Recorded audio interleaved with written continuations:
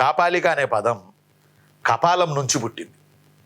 కపాలం అనే పదం కాపాలిక అనే పదానికి మూలమైంది. కపాలం కాపాలిక గుర్తుపెట్టుకోవాలి. కపాలం కాపాలిక, కపాలం కాపాలిక, కపాలం కాపాలిక. ఎస్, కపాలం నుంచి కాపాలిక పుట్టింది. కపాలం బాగా గుర్తుపెట్టుకోవాలి. కపాలం అంటే స్కల్, స్కల్ అంటే పుర్రే.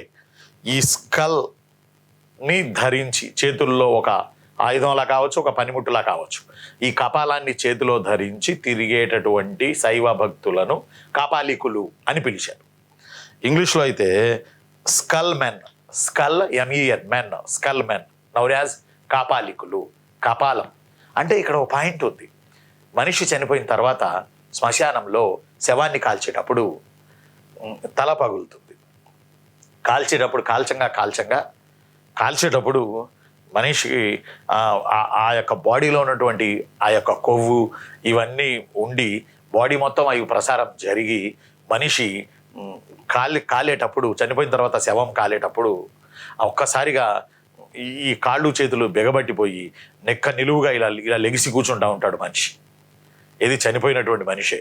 కాటి కాపరి అందుకనే చాలా ధైర్యం ఉండాలి కాటి కాపరికి. అతను ఏం చేస్తాడంటే పెద్ద కర్ర పెట్టి కొడతాడు. కొట్టి మళ్ళీ దాన్ని సమం చేస్తాడు.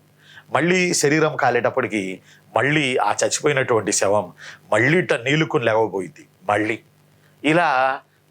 ఇలా జరుగుతుంది అంత్యక్రియల ప్రక్రియ, అగ్నికి ఆహుతి చేసే ప్రక్రియ. ఈ నేపథ్యంలో తల పగులుతుంది. లాస్ట్లో ధన్మని ఫాట్మని సౌండ్ వస్తుంది. అప్పుడు ఇక్కడ నుంచి జీవుడు చివరిసారిగా తన ఆత్మను పరమాత్మలో కలిపేసుకోవడానికి ఇక్కడ నుంచి జీవం వెళ్ళిపోతుంది బయటికి, కపాల మోక్షం జరుగుతుంది అని అంటారు. ఇదే కపాల మోక్షం అనేది శైవంలో కాపాలికుల్లో ఇది కీలకమైనటువంటి అంశం. కపాలం పగిలి తల పగిలి సౌండ్ వస్తుంది, అప్పుడు కపాల మోక్షం జరిగినట్టు. ఏ చిన్న ప్రాణమున్నా, ఏ చిన్న ఆత్మ ఉన్నా, ఏ చిన్న జీవన రసాయన చర్య ఉన్నా దీని ద్వారా బయటికి వెళ్ళిపోతుంది. దీనిని బలంగా నమ్ముతారు. అందువల్లే శవాల మీద ధ్యానం చేస్తారు కాపాలికులు.